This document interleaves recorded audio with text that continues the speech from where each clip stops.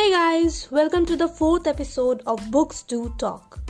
Today we are gonna know about structure of atoms. So let's make the retention part easy for the both of us.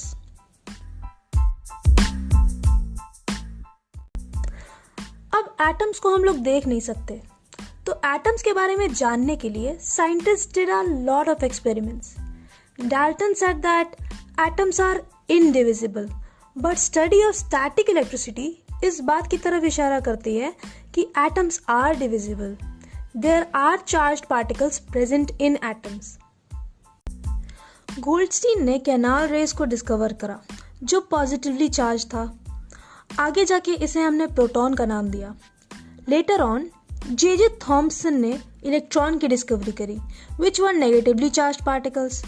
Mass of proton was taken to be 1 unit और electron का मास was negligible. दोनों के charges का magnitude same था. Their sign though was opposite. उस समय पे सबको लगता था कि एटम्स केवल प्रोटॉन और इलेक्ट्रॉन के बने हुए हैं और एक दूसरे के चार्ज को कैंसिल कर देते हैं. It also appeared that protons were present in the interior of the atom, क्योंकि इलेक्ट्रॉन्स easily निकल जाते हैं पर प्रोटॉन नहीं निकलता. कई साइंटिस्ट ने अपना एटॉमिक मॉडल दिया. जो पहला मॉडल आया वो थॉमसन ने दिया था. ही सेड दैट एटम एक क्रिसमस पुडिंग जैसा होता है. उनके हिसाब से इलेक्ट्रॉन एक बहुत बड़े से प्रोटॉन स्फीयर में ड्राई फ्रूट्स की तरह फैला हुआ है. Think of it as a watermelon. The red part is proton and the seeds are electron. और proton and electron equal amount में प्रेजेंट होते हैं, तो an atom is electrically neutral. इस मॉडल की बस एक ही बात सही थी कि atom is electrically neutral because of the presence of equal number of proton and electron. अब अर्नेस्ट रदरफोर्ड को इन पे यकीन नहीं हुआ. He did an experiment himself. He bombarded alpha particles on a gold foil. Gold काफी बड़ा atom होता है, तो एक gold foil is around 1000 atoms thick. Alpha particles are nothing but doubly charged helium atoms. मतलब एक हीलियम एटम में 2 proton, 2 electron, 2 neutron होते हैं. उसमें से 2 इलेक्ट्रॉन निकाल दो तो उस पे 2+ का चार्ज आ जाता है. Hence doubly charged helium atom. अब इन पार्टिकल्स की स्पीड और एनर्जी बहुत हाई होती है. अल्फा पार्टिकल्स प्रोटॉन से काफी हैवी होते हैं, तो रदरफोर्ड को ज्यादा एक्सपेक्टेशंस नहीं थी कि डिफ्लेक्शन होगा, बट डिफ्लेक्शन हुआ. ज्यादातर अल्फा पार्टिकल्स तो सीधे निकल गए बिना किसी डेविएशन के, जिससे पता चलता है कि एटम ज्यादातर एम्प्टी है. कुछ अल्फा पार्टिकल्स डिफ्लेक्ट हुए पर with a very small angle. इनका नंबर बहुत कम था.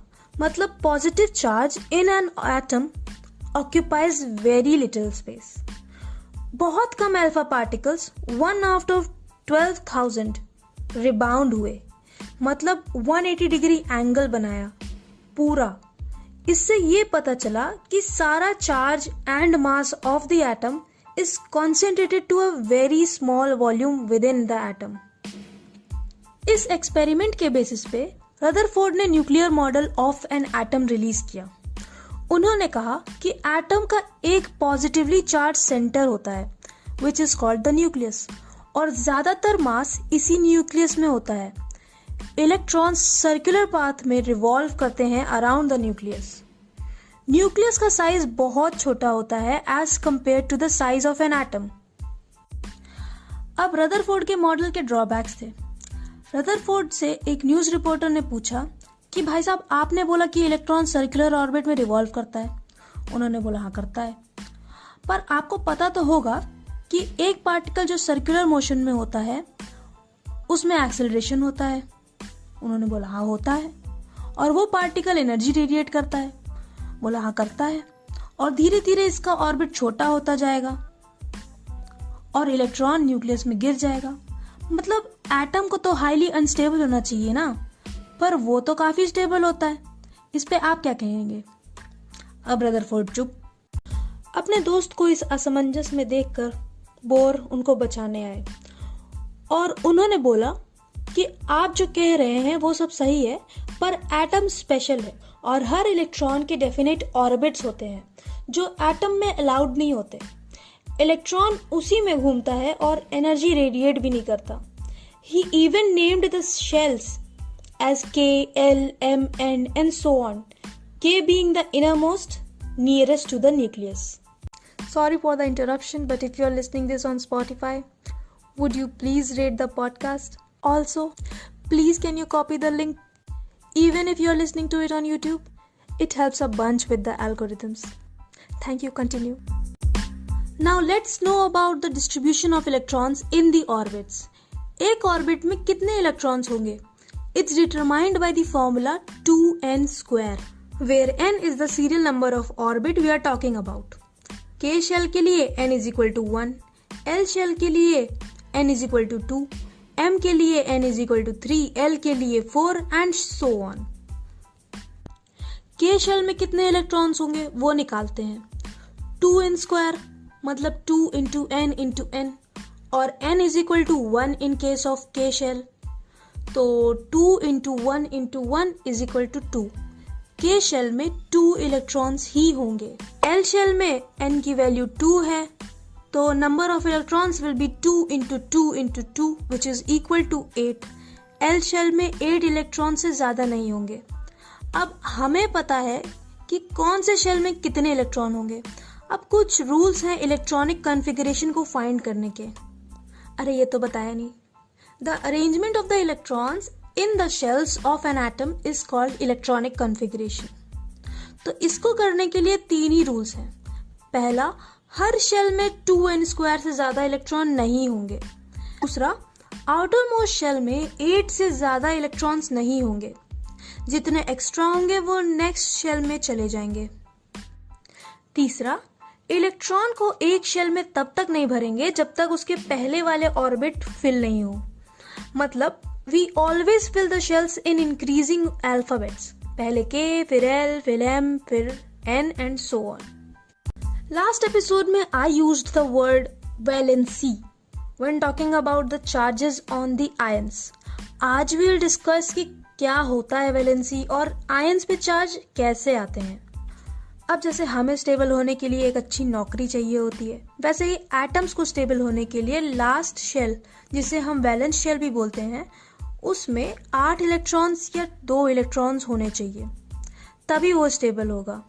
जिन एटम के वैलेंस शेल में 8 इलेक्ट्रॉन्स होते हैं वो ऑलरेडी स्टेबल होते हैं एंड दे आर लिटिल और नॉट रिएक्टिव, मतलब उनकी वैलेंसी 0 होती है, जैसे हीलियम, आर्गन, क्रिप्टन। इन्हें हम इनर्ट गैसेस और नोबल गैसेस भी बोलते हैं। ये सारे एलिमेंट्स गैसियस स्टेट में होते हैं। पर जिनके पास 8 इलेक्ट्रॉन नहीं होते हैं, they are reactive and form compounds by losing, gaining और शेयरिंग इलेक्ट्रॉन्स। और the number of electrons lost, gained और shared is the combining capacity और as we say the valency of an element. अब मान लो एक एटम के outer most shell में 5 electron है, तो उसके लिए ज्यादा इजी क्या होगा, 5 इलेक्ट्रॉन लूज करना या 3 इलेक्ट्रॉन्स गेन करना? गेन करना ना, तो इसका चार्ज 3- होगा। कैसे भाई? जब तक इसके पास 5 इलेक्ट्रॉन्स थे ये न्यूट्रल था, क्योंकि इसके पास 5 प्रोटॉन्स भी थे। अब इसने 3 इलेक्ट्रॉन्स और ले लिए, इसके पास 3 इलेक्ट्रॉन्स एक्स्ट्रा हो गए ना, तो इसलिए 3- चार्ज। अब इन एलिमेंट्स के आउटर मोस्ट शेल में 1, 2 या 3 इलेक्ट्रॉन्स होते हैं, वो इलेक्ट्रॉन्स गेन करने के बजाय लूज करना प्रेफर करते हैं, क्योंकि उनके लास्ट सेकेंड शेल में 8 इलेक्ट्रॉन्स होते ही हैं, तो ये लूज करके पॉजिटिव चार्ज अटेन करते हैं। देखो, इनके एटम्स में equal number of protons and electrons थे, तब ये न्यूट्रल थे। Later on when they decided to lose their electrons, तो इनका पॉजिटिव चार्ज का नंबर इंक्रीज हो गया एंड अटेन्ड पॉजिटिव चार्ज। ये थी कहानी वैलेंसी की। तो याद रहेगा कि 5, 6, 7 वाले गेन करते हैं और कैटाइन बनाते हैं जो नेगेटिवली चार्ज होते हैं, और 1, 2, 3 वाले लूज करते हैं और एनाइंस बनाते हैं जो कि पॉजिटिवली चार्ज होते हैं। चलो आगे बढ़ते हैं on atomic number and mass number. एक एलिमेंट का atomic number is the number of its protons and is denoted by the letter Z। एक एलिमेंट के सारे एटम्स का एटॉमिक नंबर सेम होता है। जैसे हाइड्रोजन का एटॉमिक नंबर इज 1 क्योंकि उसमें एक ही प्रोटॉन होता है। Similarly for carbon, Z is equal to 6 because it has 6 protons. Thus, the atomic number is the total number of protons present in the nucleus of an atom. अब mass number देखो, हमने पढ़ा था कि electron का मास negligible होता है and protons and neutrons का ऑलमोस्ट इक्वल होता है। Proton and neutrons are present in the nucleus, thus they are also known as nucleons. And atomic mass of an atom is the mass of the nucleus, meaning atomic mass written as A is equal to the sum of the number of protons and the number of neutrons. क्यों? क्योंकि we consider the mass of proton as 1 unit. तो 2 proton का मास is equal to 2 AMU, 3 protons का मास is equal to 3 AMU. इस तरह से एक atom का atomic mass is equal to the number of protons plus the number of neutrons. A few important terms are isotopes and isobars. Isotopes are the atoms of the same elements जिनका mass number and atomic number same होना चाहिए, but isotopes का मास number different होता है। जैसे hydrogen के 3 isotopes हैं, protium, deuterium and tritium. Protium का एटॉमिक मास 1 होता है and is written as 1H1। Deuterium का 2 होता है तो 2H1 एंड ट्रीटियम का 3 तो 3H1। इन तीनों का एटॉमिक नंबर तो सेम है, दैट इज 1, बट इन्हीं का मास नंबर अलग है, 1, 2 एंड 3 रिस्पेक्टिवली। आइसोटोप्स की केमिकल प्रॉपर्टीज सिमिलर होती है but they differ in their physical properties. Other isotopes are carbons 12C6 and 14C6। Remember when I told you about C12, एक आइसोटोप जिसको हमने AMU वाली यूनिट बनाई थी, ये वही है। और क्लोरीन के भी 2 आइसोटोप्स हैं, 35Cl17 and 37Cl17। इसलिए पीरियोडिक टेबल में क्लोरीन का मास नंबर 35.5 दिया होता है। आइसोटोप्स तो पढ़ लिया, अब उनके यूजेस जान लेते हैं डे टू डे लाइफ में। यूरेनियम का isotope is used in nuclear reactor. Cobalt का isotope is used to treat cancer. Iodine isotopes are used in treatment of goiter. अब isobars, atoms of different elements with different atomic numbers having same mass number are called isobars, like argon and calcium। इन दोनों का atomic number भले ही different हो, argon का 18 and calcium का 20, पर इन दोनों का मास number is 40, which makes them the isobars।